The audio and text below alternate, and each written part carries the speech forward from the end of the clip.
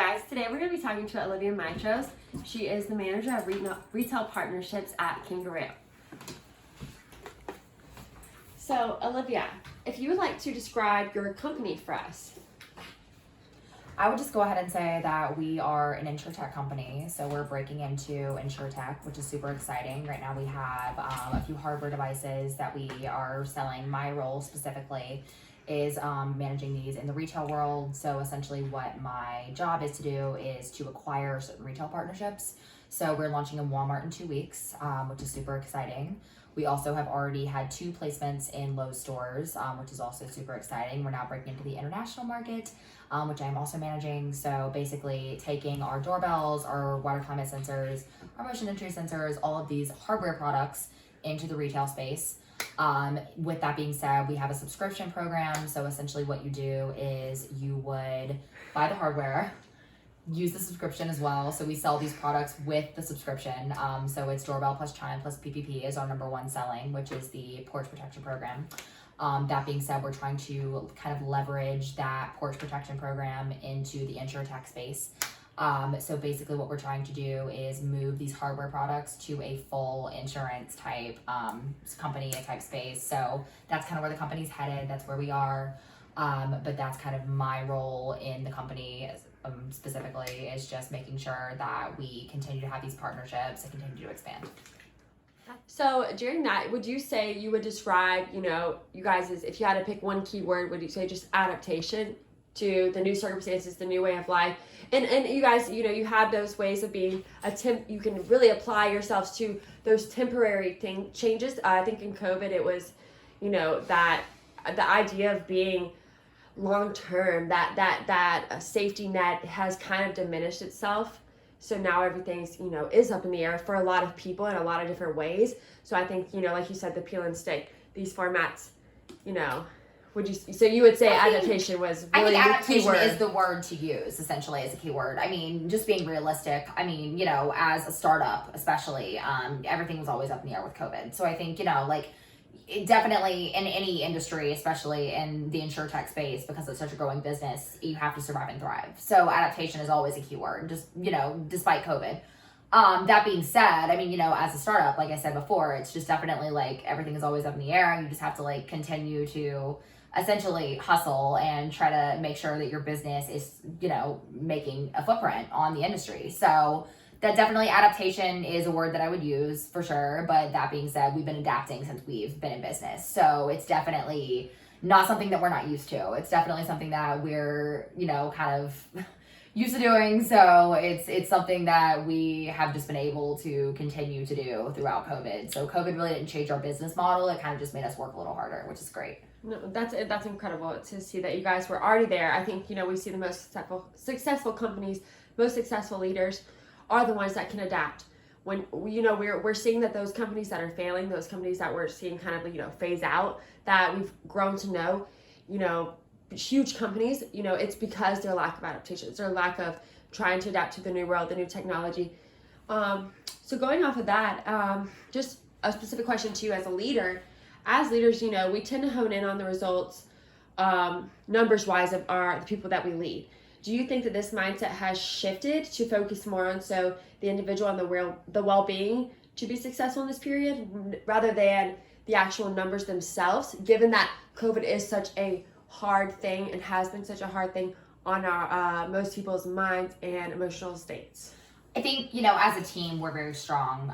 There's really no drama on our team at all, which has been great, because as a startup, we're a team of 74 people, and that includes teams in New York and the Philippines, in Shenzhen, China, and as well as in Warsaw, Poland. So, I mean, we have to collaborate in all aspects of the business, whether it be the mobile end of the business or the in-app flows from where, we are adapting the porch protection program to when they activate their device. So I think we all work so closely together, and we're all on the same mission, that there's really no time for us to, I hate to say this, but there's really no time for us to have personal issues kind of affect our daily, our work lives. We're all so committed to making this business work and making sure this business grows.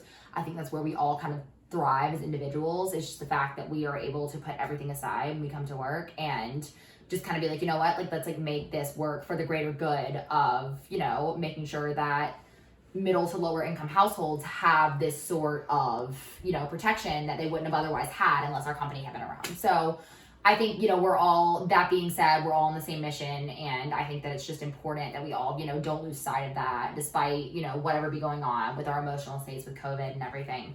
And it has affected everyone differently from country to country. I mean, I have an employee in the Philippines and he is under a very strict lockdown right now. And I know that it affects his mental state, but he's still able to put all of that aside when he comes to work and be able to perform the tasks that are needed. Because I think, especially in times of hardship, like we've all seen over the last year and a half, you're able to kind of put that energy into work, which is beneficial to a lot of individuals like myself and like people I work with. So I think that's kind of where we've all focused ourselves.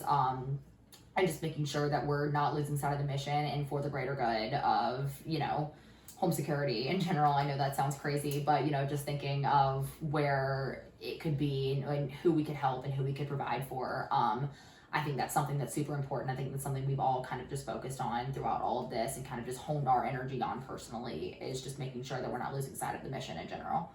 Yes, so I would, I think the one thing I would take away is that, you guys, especially in your position and what you guys are selling during this time, it's pretty rare to see consistency. I think a lot of people are failing to see consistency, home life, work life. But in this position, your specific company and the way you guys have set it up and the confidence you have instilled in each other, you guys have really honed in on this consistency, within the workplace. So yeah, you know what, you can come in and you can, still come to this job and do your job and know that it's here, know that we're going to do our thing, know that we're going to be here for you to support you if you need it.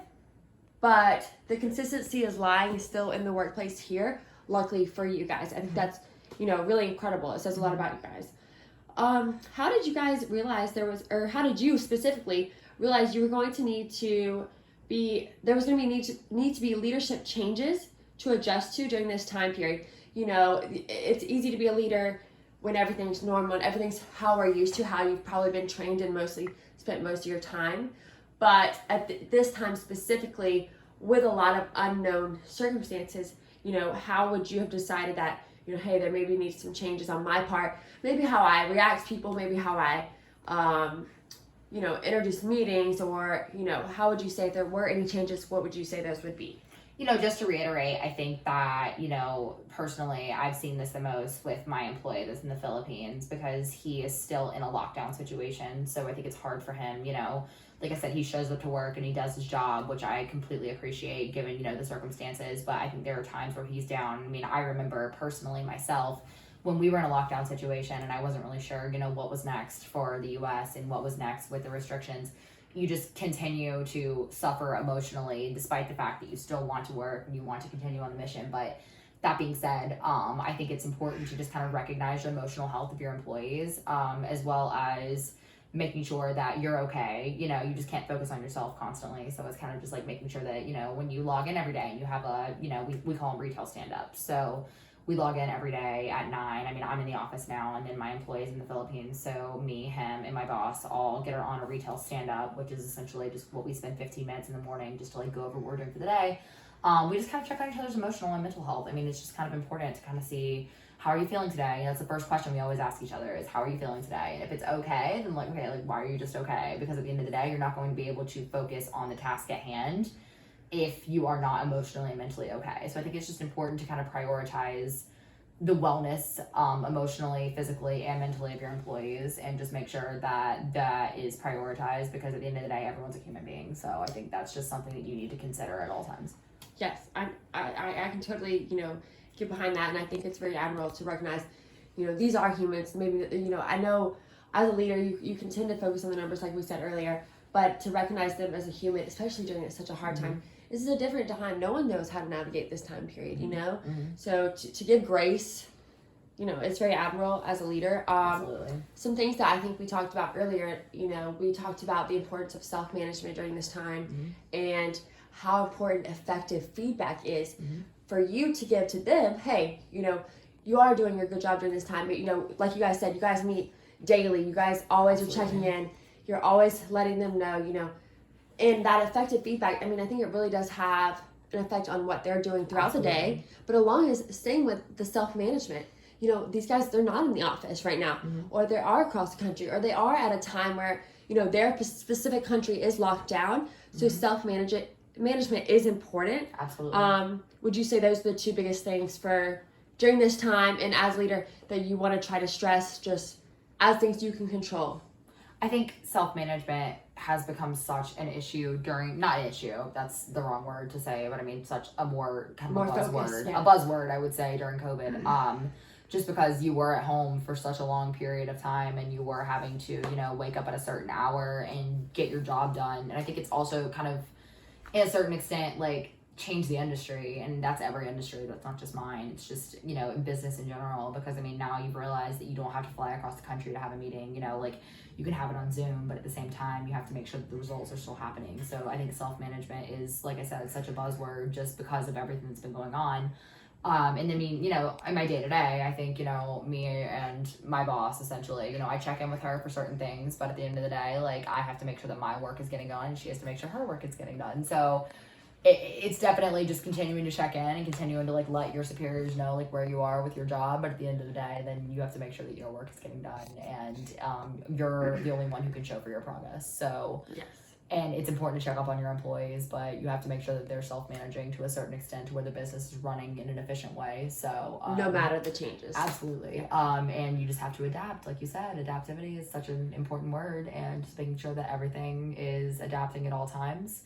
You're adapting as a person, you're adapting as an employee, and just making sure that you're continuing to be beneficial to your business and to your peers as well. So yeah, absolutely, self-management is one of the most important things just in general in a business, not only because of COVID, but just because of how everything works. So I first would like to thank you for giving us the time to interview with you, and I know you have an extremely busy schedule. I'd like to wrap up this interview just by asking, during this time, what do you think that you have learned about yourself specifically as a leader? What have you know, what knowledge have you gained, and what do you think has, you know, transformed and knowledge that you're going to be able to take into the future when life does get back to, you know, normalcy? I think it's just kind of having to figure out how to pitch a product, you know, especially even a product of our nature, which is not, you know, non-COVID friendly. I mean, you know, we've seen certain problems arise from COVID that have actually been beneficial to our business in general. But I think just learning how to pitch a product to a company that potentially may be struggling, you know, we've pitched to a bunch of companies that aren't doing the best since COVID hit, which is unfortunate. But that being said, just having to try to prioritize your product and your company over others, and trying to like kind of learn how to, you know, market yourself in a way that you are needed and you're wanted. So, you know, I think personally, from a business standpoint, that's kind of where I've seen myself grow the most. But from a personal standpoint, I think I've seen myself just kind of grow emotionally towards my employees and, you know, people that just work with me in general, and just making sure that I'm able to, you know, everyone's okay at all times, and just prioritizing mental and emotional health. Like I said before, I'll just reiterate that fact, but it's definitely something that I think has become more of a topic over the last few months with COVID, just because, you know, people aren't okay, and it's important not to drag, you know, what you have going on in your personal life into your business life or into your professional life. And I think that's been a challenge for as like many people, myself especially, just kind of like seeing where you can improve both on your business knowledge and in your personal life and your emotional wellness. So that's something where I've seen myself grow a lot, is just being able to talk about things with people that I probably wouldn't have brought up prior to COVID. So I think it's been a learning period for everyone. I think it's been something that has been super helpful, just overall for everyone. But I think that companies will continue to grow and be successful, and they will learn from what we've gone through in the last year and a half. And I think it's, you know, you have to look at the silver linings in things, especially in business. So just continue to improve and continue to be the best that you can, and go from there. That's all anyone can do. Awesome. Thank you so much for your time. And I know I've enjoyed hearing your insight and your perspective on how this has been for you and your company. And I'm sure my class and professor will as well. So thank you so much. Thank you.